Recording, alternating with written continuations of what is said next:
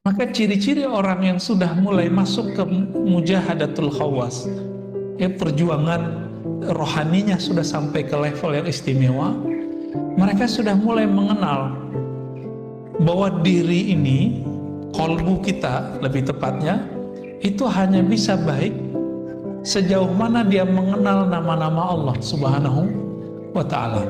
Maka semoga di sini nanti, atau sudah ada ya, kajian Asmaul Husna.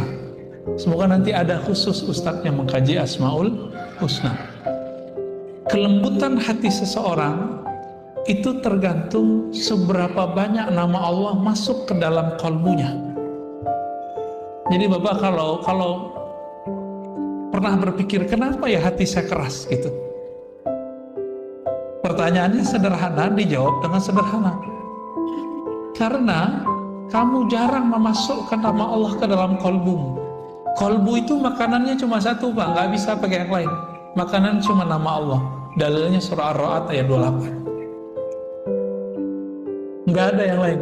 Al-Anfal ayat 2. Ya, nggak ada yang lain. Hanya itu. Jadi makanannya kolbu itu hanya menyebut nama Allah. Nama Allah yang diajarkan Nabi banyak, tapi beliau memberikan ada kekhususan pada 99 nama. Orang yang membaca nama ini sebelum dia masuk surga yang hakiki, dia telah merasakan surga bau-baunya di dunia. Apa kata Nabi? Surga itu dapat dicium dari 500 am masirah, dari 500 tahun perjalanan. Maksudnya apa? Semenjak kita di dunia kita sudah bisa mencium surga. Dalilnya apa lagi setelah dalil yang ini? Ini yang Nabi katakan, idza marartum bi riyadil jannah farta'u.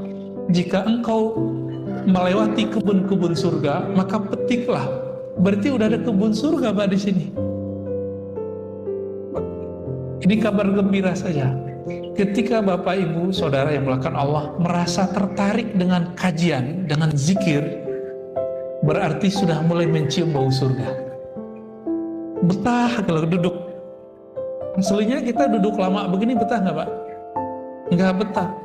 Tapi kalau Bapak ini ruhnya sudah mulai mencium bau surga, maka akan mulai menikmati kebun-kebunnya. Ini baru Riyadul Jannahnya. Riyadul Jannah itu di dunia itu ada dua. Pertama ta'lim, yang kedua zikir.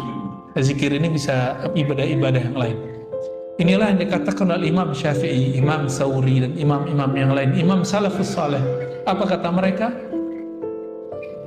Kalau bukanlah karena ilmu, kalau bukanlah karena tahajud, kalau bukanlah karena majelis zikir, aku tidak memilih tinggal di dunia.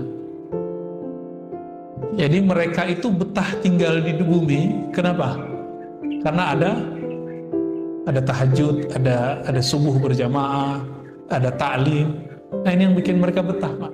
Ada zikir, baik zikir sendiri atau berjamaah.